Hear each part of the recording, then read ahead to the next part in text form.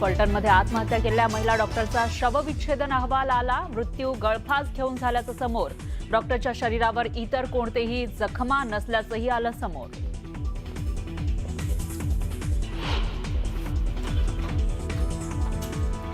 साताऱ्यातील महिला डॉक्टर आत्महत्या प्रकरणामध्ये दिल्लीत युवा काँग्रेसचा आक्रमक आंदोलन. दिल्लीतील रायसीना रोडवर महाराष्ट्र सरकारविरोधात जोरदार घोषणाबाजी.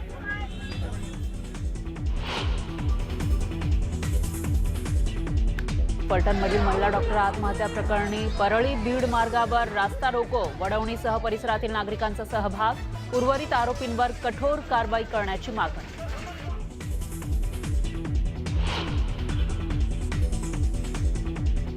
आदित्य ठाकरेंनी महाराष्ट्राचे पप्पू असल्याचं प्रदर्शन करू नये. मतदार याद्यांच्या मुद्द्यावरून मुख्यमंत्री फडणवीसांचा आदित्य ठाकरेंवर निशाणा.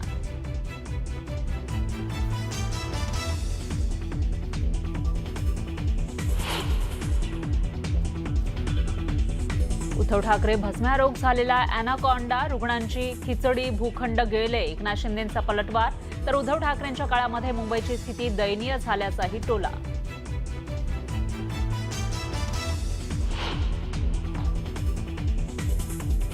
वसंतदादा शुगर इन्स्टिट्यूटची कोणतीही चौकशी सुरू नाही. मुख्यमंत्री फडणवीसांची माहिती.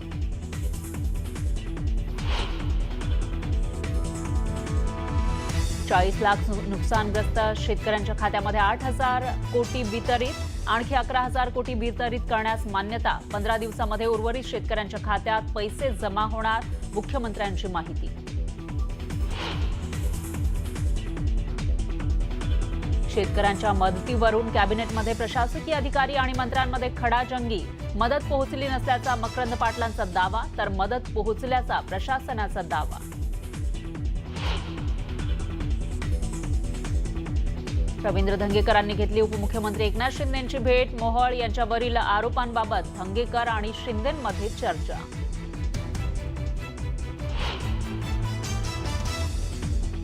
शेतकरी नेते बैठकीला न आल्यानं आजची बैठक रद्द.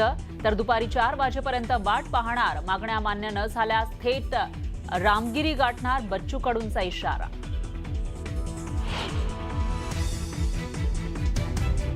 छत्रपती संभाजीनगरमध्ये सायबर फसवणूक करणाऱ्या कॉल सेंटरवर पोलिसांचा छापा. 100 पेक्षा जास्त कर्मचारी कॉल सेंटरवर काम करत असल्याची माहिती. पोलिसांकडून अधिक तपास सुरू.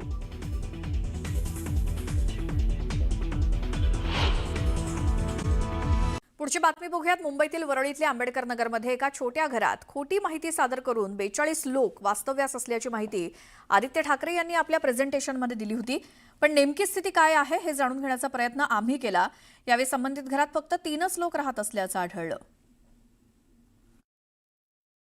सध्या आपण आहोत वरळीमध्ये. लोअर परळ या परिसरात आंबेडकर नगर हा सगळा परिसर आपण बघतोय. आणि या ठिकाणी हा सगळा परिसर आहे. इथे दाटीवटीचा सगळा भाग आणि इथे कमी जागेमध्ये कमी घनतेत जास्त लोक वास्तव्यास राहतात.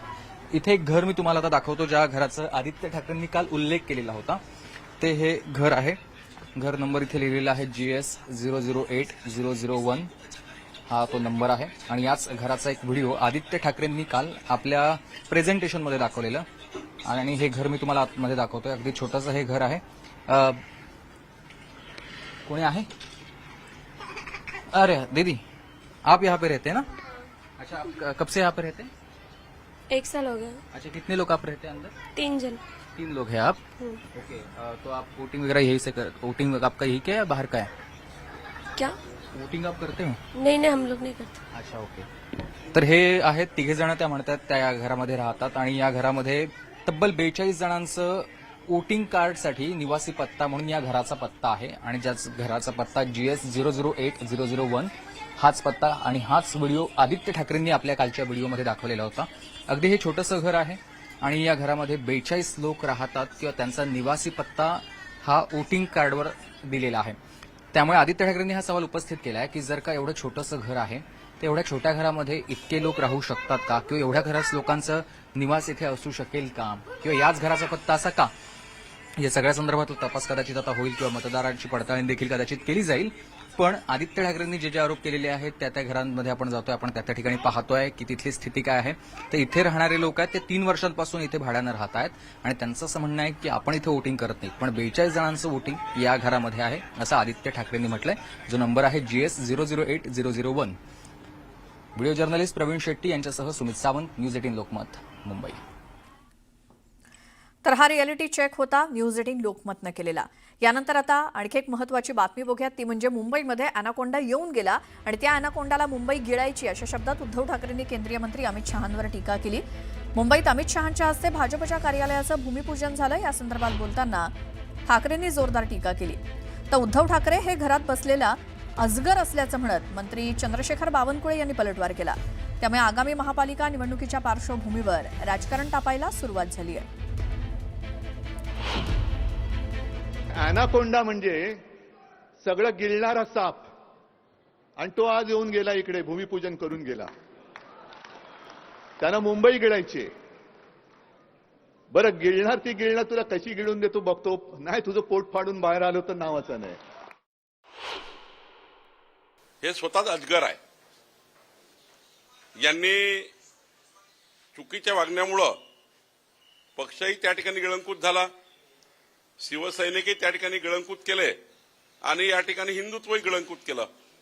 आणि त्यामुळं हे जे म्हणतात ना, हे वैफल्यग्रस्त मानसिकतेमध्ये म्हणतात. त्यांनाही माहीत आहे की आता राज्यामध्ये त्यांना काही वाव नाही. जेव्हा वाव होता तेव्हा मी मुख्यमंत्री, स्वतःचा मुलगा मंत्री, याच्यापेक्षा काही जास्त नाही केलाय.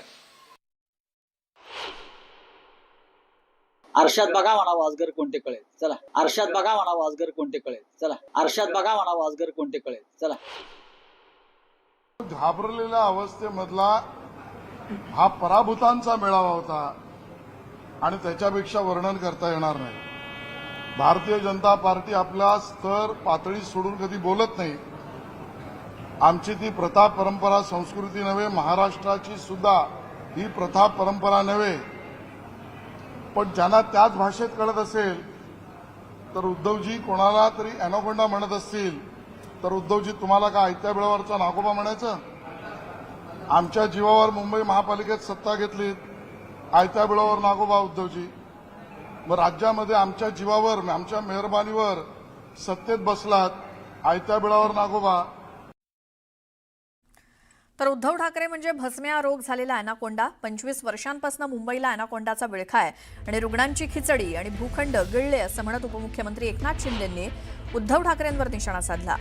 त्यासोबत ठाकरेंच्या काळात मुंबईची दयनीय अवस्था झाली असं म्हणत शिंदेंनी टोला लगावला.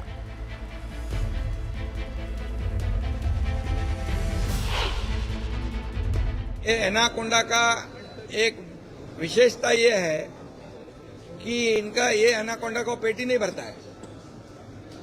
इन्होंने मुंबई की तिजोरी को निगल गए, मुंबई निगल गए, कई भूखंड निगल गए, पेशेंट की खिचड़ी निगल गए, डेड बॉडी बैग में पैसे खाए, डामर में पैसे खाए. यहाँ पर मिट्टी रिवर के जो कचरा है वो भी निगल गए. आखिर इनका पेटी नहीं भरता है. ऐसा ही एनाकोंडा है.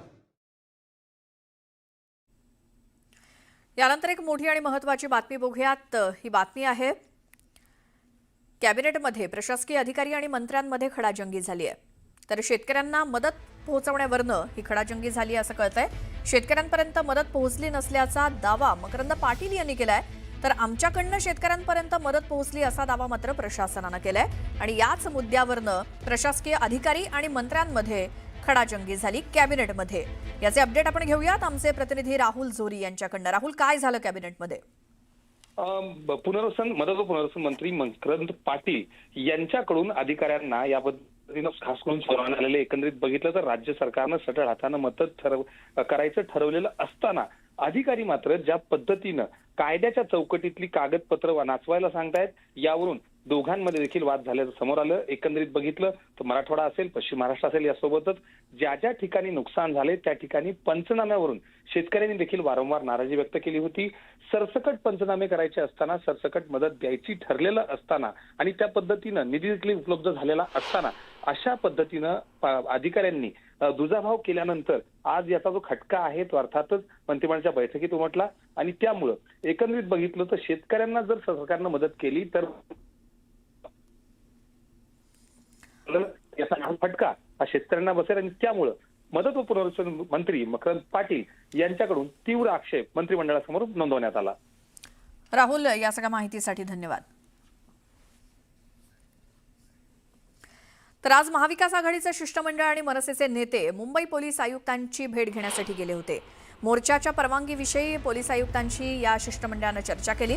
तसंच मोर्चाच्या परवानगीसाठी मुंबई पोलिसांना या शिष्टमंडळानं पत्र सुद्धा दिलं. 1 तारखेच्या मोर्चाबाबत पोलिसांना माहिती दिल्याचं शिष्टमंडळानं सांगितलं.